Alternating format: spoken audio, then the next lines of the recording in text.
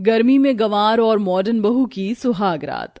सुषमा, तुम्हारी एक बात मुझे अभी तक समझ नहीं आई। अमन के लिए तो तुम शहर की पढ़ी लिखी मॉडर्न लड़की लेकर आई हो, लेकिन अनुराग के लिए तुम गांव की गंवार लड़की लेकर आई हो। ऐसा क्यों? हम पिछले साल गांव गए थे, वहाँ मेरी मुलाकात गोपी से हुई थी। बड़ी ही सीधी सादी और भोली भाली लड़की है, इसलिए मैंने सोचा कि मैं उसका रिश्ता अनुराग से तय कर देती हूँ। वो भले ही गांव की है, लेकिन गंवार थोड़ी ना है। सुषमा और शशि आपस में बात कर ही रहे होते हैं कि तभी उन्हें बारात के आने की आवाज आती है, जिसे सुन सुषमा आरती की थाली लिए सबसे पहले अपनी मॉडर्न नायरा का गृह प्रवेश करती है और फिर अपनी गांव की गंवार गोपी का। गोपी बहू, कैसा लगा तुम्हें तुम्हारा नया घर? माँ जी, ये घर नहीं है, ये तो हवा महल है। हवा महल। इससे कितनी ठंडी ठंडी हवा आ रही है। What rubbish! क्या तुम्हें ये घर हवा महल दिखाई दे रहा है? मम्मी जी, आप किस गंवार को इस घर की बहू बनाकर ले आई हैं? देखिए शहर की पढ़ी लिखी मैडम, हम भले ही गांव के रहने वाले हैं, लेकिन गंवार नहीं है। हमने भी पूरी 4वीं कक्षा तक की पढ़ाई की है। हाँ। अरे बस भी करो तुम दोनों, अभी ठीक से घर में आई भी नहीं और तुम दोनों का झगड़ा शुरू हो गया। इतना कहकर एक एक कर अपनी बहुओं को उनके कमरे में छोड़कर आती है। ओह गॉड, कितनी गर्मी है। अब मैं और इस हैवी लहंगे में नहीं रह सकती। इतना कहकर नायरा अपना हैवी ब्राइडल लहंगा चेंज कर नाइट शॉर्ट ड्रेस पहनती है और अपने बैग से वाइन की बोतल निकालकर ग्लासेस में सर्व करती है कि तभी कमरे में अमन आता है। आप आ गए? मैं कब से आपका ही वेट कर। हो नायरा, तुम कितनी ज्यादा अमेजिंग हो। तुम्हें पता है, मैं हमेशा से चाहता था कि मैं अपनी फर्स्ट नाइट को अपनी वाइफ के साथ वाइन पीकर एंजॉय करूं। लेकिन तुमने तो मेरे बोलने से पहले ही मेरी विश पूरी कर दी। सिर्फ यही नहीं, देखिए मैंने म्यूजिक का भी अच्छे से इंतजाम किया है। चलिए डांस करते करते वाइन पीते हैं और अपनी फर्स्ट नाइट अच्छे से एंजॉय करते हैं। जहां एक तरफ मॉडर्न बहू मॉडर्न तरीके से अपनी अपनी फर्स्ट नाइट एंजॉय करती है, वहीं दूसरी तरफ मोरी मैया, कितनी गर्मी है, गला सूख रहा है।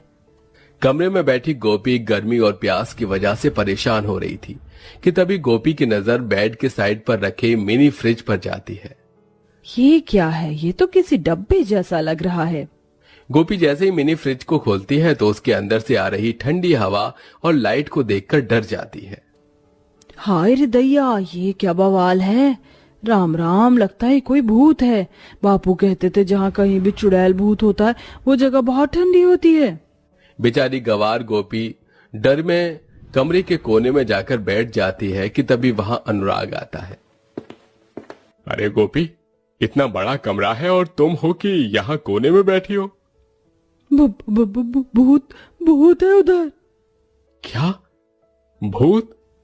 कहाँ है भूत? वो तो रहा आपके पीछे। अनुराग जैसे पीछे मुड़कर देखता है तो उसे अपना मिनी फ्रिज खुला हुआ दिखता है, जिसे देख अनुराग को हंसी आ जाती है। अरे गोपी, वो कोई भूत भूत नहीं है, बल्कि मिनी फ्रिज है। जैसे किचन में रखने के लिए बड़े फ्रिज होते हैं ना, वैसे ही रूम के लिए मिनी फ्रिज होते हैं। क्या? तुम भी ना गोपी, चलो अब तुम जाकर अपने कपड़े चेंज कर लो। अनुराग की बातें सुन गोपी जैसे ही बाथरूम के अंदर कपड़े चेंज करने के लिए जाती है। हाय रे दैया, ये क्या? मुझे तो लगता था कि हमारे गांव में ही नदी तालाब होते, लेकिन यहाँ तो शहर के अंदर भी नदी है। लेकिन ये थोड़ी अजीब है। बहुत गर्मी लग रही है, काम करती हूँ, नदी के अंदर जाकर थोड़ी गर्मी दूर कर लेती हूँ। बाथरूम में बने बाथ टब को गोपी नदी समझकर उसके अंदर कूद जाती है, लेकिन तभी गोपी का पैर बाथ टब में फिसल जाता है और गोपी पानी के अंदर अपने हाथ पैर चलाने लगती है। पानी की आवाज सुन अनुराग भागकर बाथरूम के अंदर आता है और गोपी को बाथ टब से बाहर निकालता है। हाँ, अच्छा हुआ आप आ गए, वरना मुझे तो लग रहा था कि आज तो मैं पक्का राम जी के पास चली जाऊंगी। लेकिन गोपी, तुम इस बाथ टब के अंदर क्या कर रही थी? मैं तो गर्मी से बचने के लिए इसके अंदर गई थी, लेकिन मैं जैसे ही इसके अंदर कूदी मेरा पैर फिसल गया। गोपी, ये नदी नहीं है, ये बाथ टब है और इसके अंदर कूदते नहीं है, इसके अंदर नहाते हैं। अनुराग गोपी को कमरे में ले आता है। एक काम करो, तुम अपने ये गीले कपड़े चेंज कर लो। मैंने एसी चला दिया है, अब तुम्हें गर्मी नहीं लगेगी। मैं तब तक कुछ खाने के लिए लेकर आता हूँ। इन्होंने मुझे कपड़े बदलने के लिए तो कह दिया, लेकिन ये गीले कपड़े कहाँ सुखाऊं? यहाँ तो कोई ऐसी जगह भी नहीं है। गोपी इतना बोल ही रही होती है कि तभी उसकी नजर पंखे और एसी पर जाती है, जिसे देख गोपी के दिमाग में एक गवार हरकत सूझती है और वो अपने गीले कपड़े एसी और पंखे पर डाल देती है, जिसके बाद अनुराग जैसे ही कमरे में आता है। अरे भगवान, ये गोपी, क्या तुमने गीले कपड़े एसी और पंखे पर क्यों डाल दिए? इनके अंदर से ठंडी ठंडी हवा आ रही थी तो सोचा इन पर कपड़े डाल देती हूँ, थोड़ी देर में मेरे सारे कपड़े सूख जाएंगे। अरे गवार गोपी, तुम्हारी कपड़े सूखे न सूखे, पर मेरा एसी और पंखा तो खराब हो गया है तुम्हारे गीले कपड़ों की वजह से। अब हम रात में सोएंगे कैसे? अनुराग को गर्मी लगना शुरू हो जाती है, जिसके चलते अनुराग गर्मी में ठीक से सो नहीं पाता। अरे मैं आपसे कह रही हूँ, आप इस खिड़की के पास आ जाइए और यहाँ सो जाइए। देखिए ये कितनी ठंडी ठंडी हवा आ रही है। मुंह बंद करो तुम अपना, वरना इस खिड़की से उठाकर तुम्हें बाहर कर दूंगा। ऐसी सुहागरात पूरी दुनिया में किसी की नहीं बनी होगी जैसी मेरी बनी है। गर्मी की वजह से अनुराग रात भर नहीं सो पाता और ऐसे ही सुबह हो जाती है। ये क्या अनुराग, तेरी आंखें इतनी सूजी हुई क्यों लग रही हैं? नहीं माँ, बस वो शादी की थकान ठीक से नहीं उतरी है। नायरा, गोपी बहू, एक काम करो, तुम दोनों जाकर मैंगो शेक बनाकर ले आओ। गर्मी का मौसम है, मैंगो शेक पीकर ही अब राहत मिलेगी।